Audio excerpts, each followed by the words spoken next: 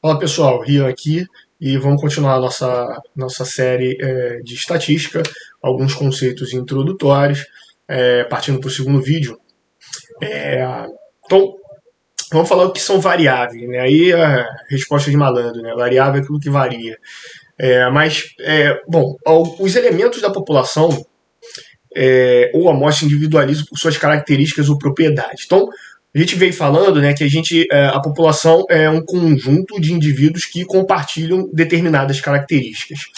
Essas características ou esses atributos, eles se manifestam por meio das variáveis. Então, as variáveis representam a forma com que esses atributos ou essas características são manifestadas, são expressadas, são os valores exatos que a gente vai registrar.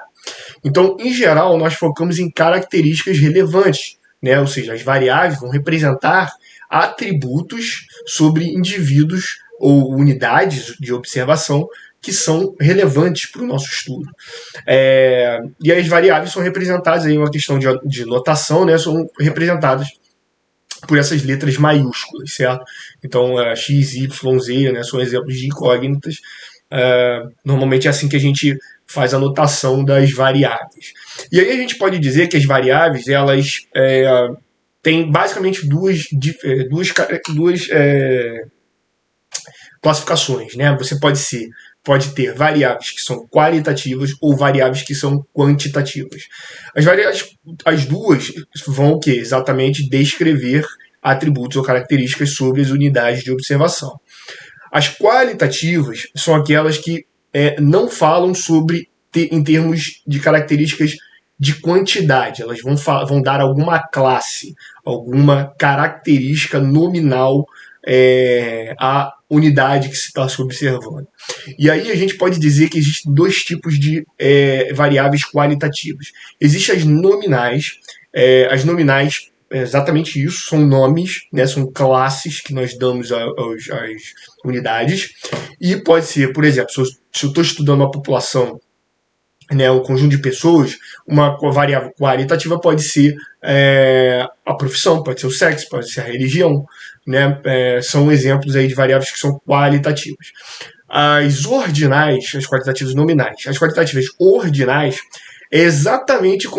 são exatamente como as variáveis nominais.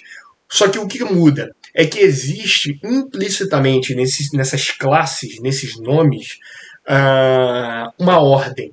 Então, quando eu caracterizo, né, dentro de um grupo de pessoas a escolaridade, existe uma ordem implícita se eu disser que uma pessoa tem ensino superior, uma pessoa que tem ensino médio. Né? Existe uma ordem implícita entre ensino superior e ensino médio, na medida em que o ensino superior tem uma carga horária de mais estudo do que de ensino médio. Não necessariamente nesses termos, mas nesse caso, desse exemplo, sim. Estágio da doença, estágio avançado, estágio inicial, classe social. Então, essas variáveis ordinais representam classes, representam nomes, né, da unidade que a gente está observando, só que a qualitativa ordinal, ela tem uma ordem implícita sobre o que se fala.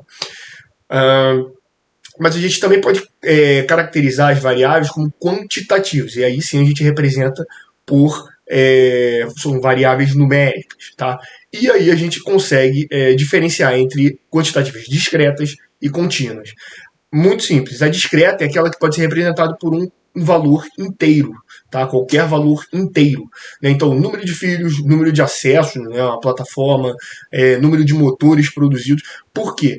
Porque a quantitativa discreta, ela representa algo que não pode ser representado por um decimal. Né? Porque você não pode ter meio filho. Você não pode ter tido uma doença meia vez ou 3/4 de vezes de uma doença. Não, você tem uma doença 3 vezes, ou 4 vezes, ou 5 vezes. Você não acessa uma plataforma meia vez, você acessa ou uma ou zero, certo? Então, essas seriam as variáveis que são quantitativas discretas. E as contínuas são exatamente aquelas que podem ser expressadas com decimais, um conjunto, né, ou seja, uma representação que pode ter decimais. Então, a altura, o peso, o salário são exemplos aí de variáveis quantitativas contínuas. certo? Continuando aqui, a gente pode também falar sobre o conceito de escalas, né? Então, a escala, muita atenção, né? A escala ela representa uma delimitação de como as características são medidas e representadas pelas variáveis. Então, perceba, é uma conexão entre a característica real e como a variável a representa, tá? É diferente. Então, a gente viu variável, a escala faz a ponte, né? Ela dita as regras de como a característica daquele fenômeno real ele é mapeado numa variável. Então, cada escala possui diferentes pressupostos que ligam seus valores representativos aos diferentes aspectos do mundo real. Então, a escala faz isso, ela faz essa ponte do mundo real sobre como a gente vai representar esses fenômenos.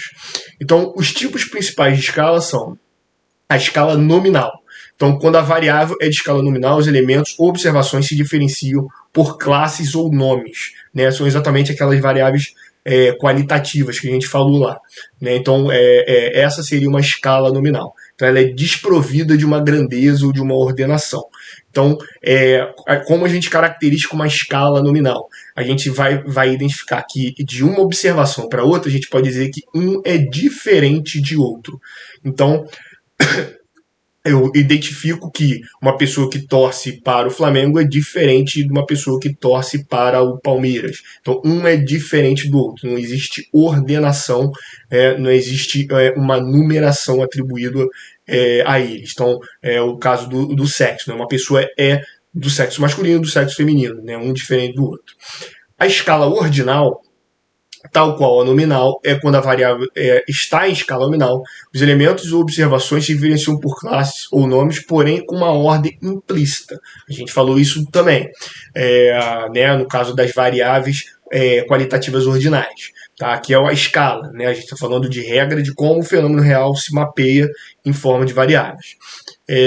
Então, em termos de escala ordinal, a gente diz que uma observação da outra, uma é maior do que a outra. E aí um exemplo é a série escolar. Então, né, o exemplo que eu dei está no ensino superior, o outro está no ensino médio. Então, a gente existe implicitamente, né, elas não só são diferentes, como existe uma ordem implícita de que quem está no ensino superior tem uma carga horária de estudo maior, né, acumulou uma carga de estudo maior do que quem tem o ensino médio. Existe a escala intervalar. Nessa escala, as variáveis recebem valores de uma unidade de medida constante. Então é o seguinte, o ponto zero ele é arbitrário. Então veja bem, é diferente. Vamos ver como ela se caracteriza na escala intervalar. Então, um tem tantas unidades a mais do que o outro. Então, agora, de uma maneira numérica, eu consigo dizer que uma observação é tanto uma grandeza, uma quantidade a mais do que o outro. E um exemplo é a temperatura. Então, perceba, como ele é uma escala, essa escala intervalar, o zero é arbitrário, né? Você não pode dizer, por exemplo, você não pode fazer transformações, por exemplo, e dizer que 30 graus de temperatura é o dobro de 15 graus. Tá? Essa é uma característica, né, da natureza daquilo que se expressa numa escala intervalar.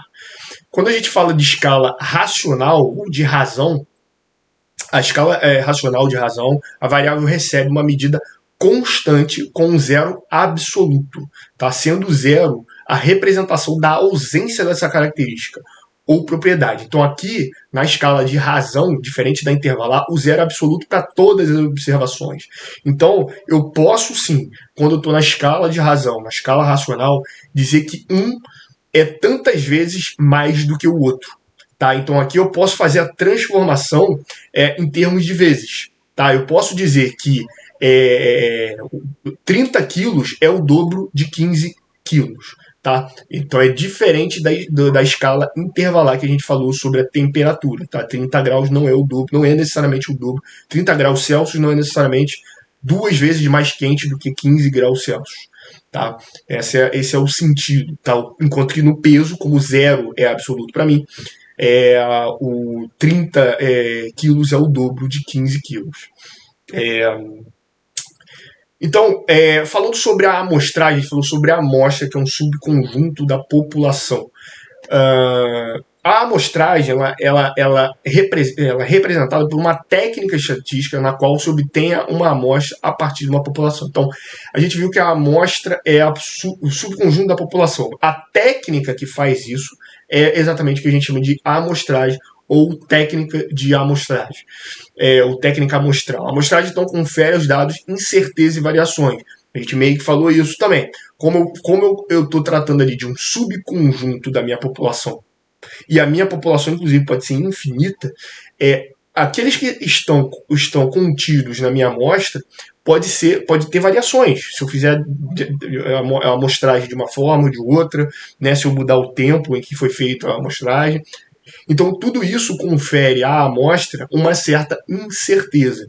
Então, toda a técnica de amostragem busca representatividade em relação à população amostrada. Então, existem algumas técnicas, a gente falar sobre elas, de amostragem, mas todas elas, o objetivo, no fundo, é que essa amostra represente de uma maneira mais segura possível, ou mais significativamente possível, toda a população. É isso que se busca quando a gente fala de amostragem, de técnica amostral.